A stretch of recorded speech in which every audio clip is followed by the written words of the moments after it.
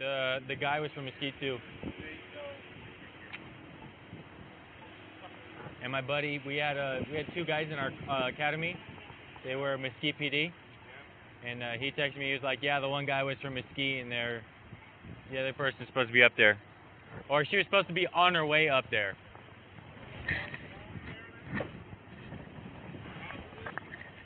I don't know. Well, the description they had of everybody was like AMAs and.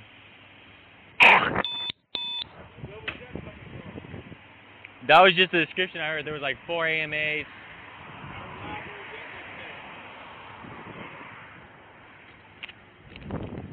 I mean, you could classify her as a AFA. I mean, she's Filipino, or appears to be.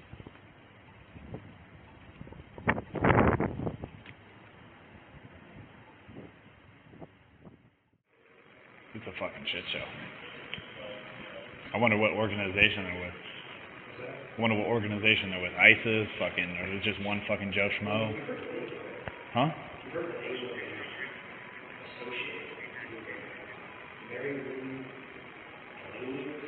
I think that's a fucking...